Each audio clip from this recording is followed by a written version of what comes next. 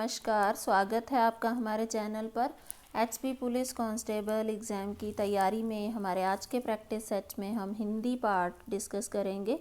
तो first question जो है यहाँ पे डायरेक्शंस दी हुई हैं। पहले 53 से 55 तक आपको भाववाचक संज्ञाएं बतानी हैं।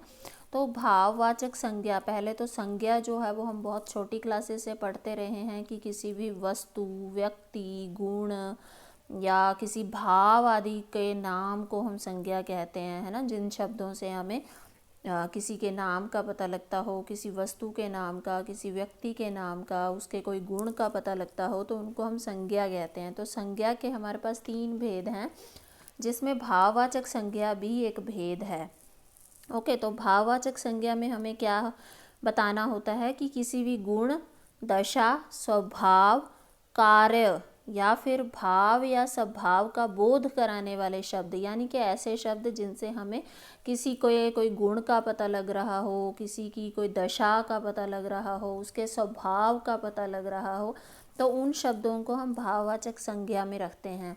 तो हमें यहाँ पे 53, 54 और 55 में भाववाचक संज्ञा बतानी है। फर्स्ट है हमारा कुमार शब्द। तो कुमार से हमें किस तरह का भाव जो है वो पता लगेगा, वो लगता है हमें कौमार्य का। ऑप्शन बी यहाँ पे बिल्कुल सही है। शूर शब्द से हमें किस तरह का भाव पता लगता है, शौर्य। ऑप्शन सी बिल्कुल राइट आंसर है हमारे पास। नेक्स्ट है हमारे पास सोहृद। तो सोहृद से हमें पता चलता है सौहार्द का। तो ये हमारे पास ऑप्शन बी जो है वो बिल्कुल सही है। आगे चलते हैं। 56 जो है इसमें आपको पूछा गया है उपसर्ग। तो उपसर्ग आपको पता है कि किसी भी उपसर्ग जो होते हैं वो किसी शब्द के आगे लगते हैं, और प्रत्यय जो होते हैं वो किसी भी शब्द के पीछे लगते हैं। तो नए शब्द जो हैं वो क्रिएट होते हैं, नए शब्द जो हैं वो बनते हैं। अनुचर में कौन सा उपसर्ग है, तो ये अनुचर जो है हमें बोलने में ही पता लग रहा है, अनु प्लस चर। ठीक है, तो चर शब्द के आगे अनु लग जाने से अनुचर बना है, तो इसका उपसर्ग जो है वो अनुचर है।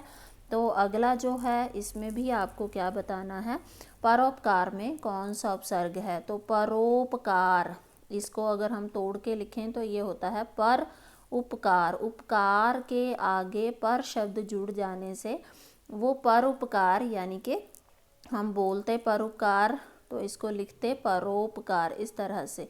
ठीक है, तो पर प्लस उपकार, उपकार के आगे पर जुड़ता है तब बनता है परोपकार। तो इसमें उपसर्ग हो गया आपका पर।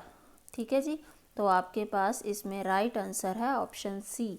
नेक्स्ट है आपका कृपा में कौन सा प्रत्यय है। यहाँ पे प्रत्यय पूछा गया है, तो प्रत्यय वो शब्द होते हैं जो पीछे जुड़ते हैं। ठीक है, तो कृपा किस तरह की आवाज़ आपको एंड में आ रही है, आ की आवाज़ आ रही है, तो इसमें प्रत्यय जो है वो आ है। 59 में आपको पूछा है विलास में कौन सा प्रत्यय है, यहाँ भी आपको प्रत्यय ही बताना है। तो विलास विल और आस दो शब्दों को जोड़ के बना है, तो यहाँ पे एंड में आवाज़ आ रही है आस की। तो यहाँ पे हमारे पास प्रत्यय जो है वो ऑप्शन डी रहेगा आपका। जो हमारा 60 क्वेश्चन है, विराम चिन्ह बताइए। ये वाला विराम चिन्ह आपको बताना है कि कौन सा होता है। तो ये विराम चिन्ह होता है आपका उद्धरण। तो ये उद्धरण जो है वो होता क्या है, वैसे हिंदी भाषा में अगर हम किसी के मतलब किसी और के बोले हुए या किसी के वाक्य या शब्दों को एज इट इज़ ही लिखते हैं। ठीक है, जो मतलब पॉपुलर हैं कह दीजिए, या जो किसी टाइम किसी ने बोले थे, तो उनको अगर हम यों का त्यों ही सेंटेंस में रखते हैं, लिखते हैं, तब हम उसको इस तरह से 2 कॉलम जो हमारे कोमास होते हैं इनसे रिप्रेजेंट करते हैं, तो इनको हम उद्धरण चिन्ह कहते हैं। जैसे सपोज़ कोई सेंटेंस हम लिख रहे हैं, उसके अंदर हम लिख रहे हैं रघुकुल रीति सदा चली आई। तो ये रघुकुल रीति सदा चली आई जो है उसको हम इस तरह से इस चिन्ह के अंदर लिखते हैं, क्योंकि ये सेंटेंस में हमने ज़रा सा भी कोई बदलाव नहीं किया है, ये यों का त्यों ही यूज़ हो रहा है। ठीक है जी, चलिए आगे चलते हैं। 61 जो है इसमें आपको ये वाला साइन जो है ये पूछा गया है किसका है।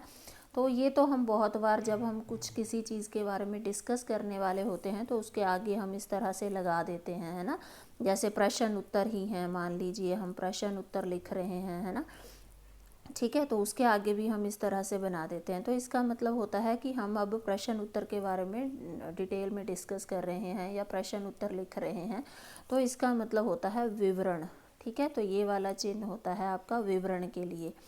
ठीक है जी, तो चलिए आगे चलते हैं। आगे जो हमारा क्वेश्चन आ रहा है नंबर 80, निम्नलिखित शब्दों में कौन सा शब्द जो है वो पुल्लिंग है। तो यहाँ पे देखिए अलग अलग 4 शब्द, जो 4 शब्द जो हैं वो आपको दे रखे हैं। तो इनमें से पुल्लिंग जो है वो कौन सा शब्द है? दया। देखिए दया जब भी बोला जाता है तो वो पुल्लिंग जैसी साउंड नहीं देता है। घटना, घटना हो गई, हम ऐसे ही बोलते हैं, है ना। तो घटना हो गई में भी स्त्रीलिंग की वो बनती है आवाज़, है ना। जड़ता, है ना, जड़ता भी हिंदी स्त्रीलिंग से ही रिलेटेड है, लेकिन इसमें जो हमारा बुढ़ापा है वो पुल्लिंग जैसी साउंड दे रहा है। तो ये वाला शब्द जो है इसमें वो पुल्लिंग है।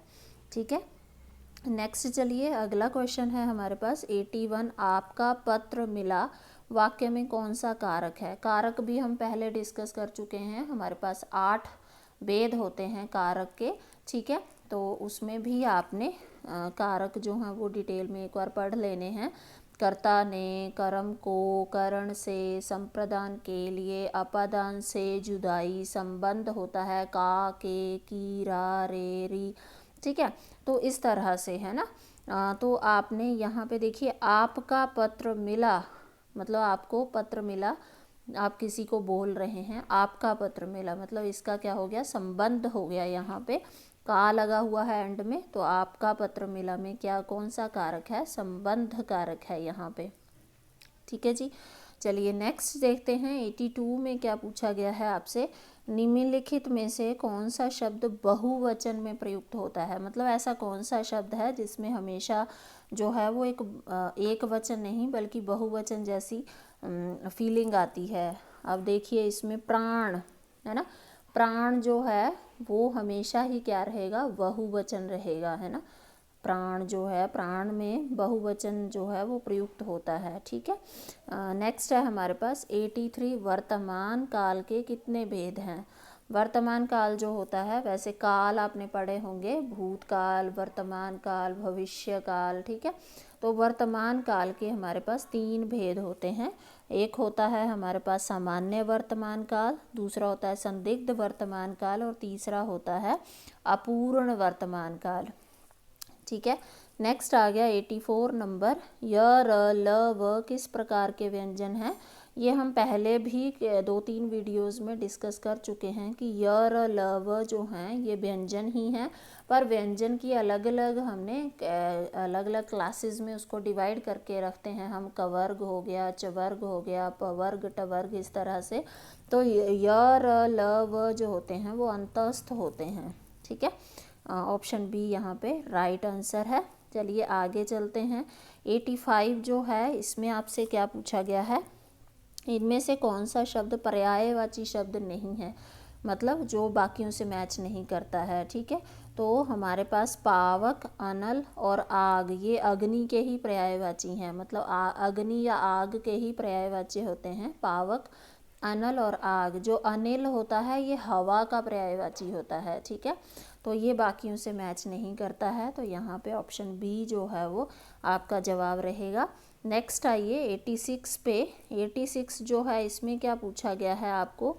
यायावर का विलोम शब्द। ये यायावर क्या होता है? पहले तो यायावर जो होता है इसका मीनिंग हम सीधे सीधे शब्दों में बोलें कि खाना बदोश, या ये कहूँ कि जो किसी स्थान पर टिक कर ना रहता हो, मतलब जो टिक के नहीं रहता है। जैसे हम सन्यासी को बोल दें यायावर, या फिर खाना बदोश। खाना बदोश लोग मतलब जो एक जगह टिक के नहीं रहते हैं, जो इधर से उधर अपना ठिकाना जो है वो बदलते रहते हैं।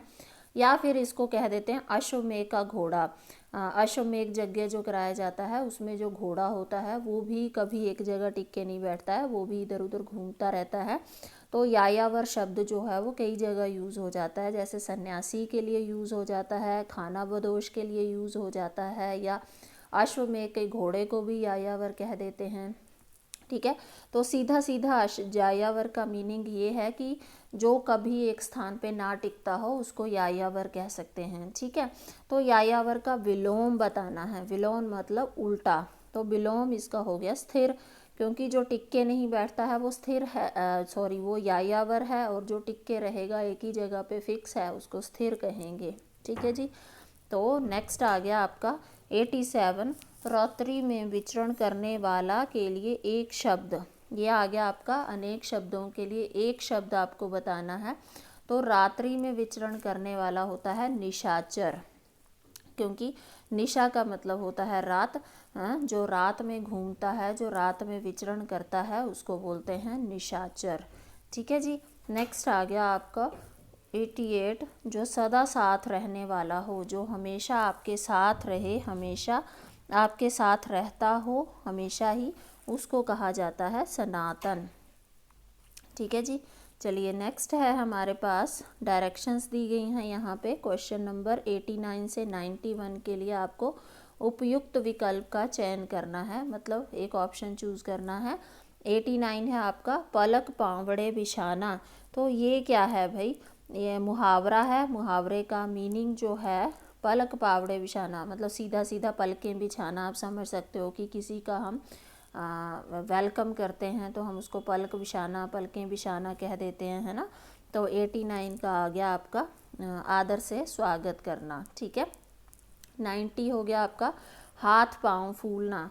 जब हम बहुत ज़्यादा डर जाते हैं किसी सिचुएशन में तो हम कहते हैं अक्सर कि हाथ पांव फूल गए। तो हाथ पांव फूलने का मतलब होता है भयभीत होना। नेक्स्ट है हमारे पास 91, दैट इज़ ठन ठन गोपाल।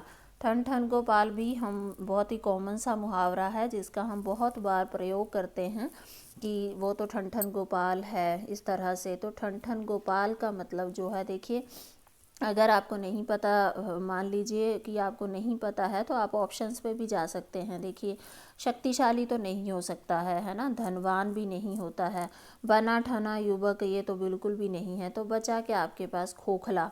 ठीक है, तो ऑप्शन बी जो है इसका वो राइट आंसर होगा। तो आज के इस वीडियो में इतना ही। आई होप ये वीडियो आपको आपकी प्रेपरेशन में हेल्प करेगा। इसी तरह के और वीडियोस देखने के लिए लाइक करें, शेयर करें, सब्सक्राइब करें हमारे चैनल को। Thank you.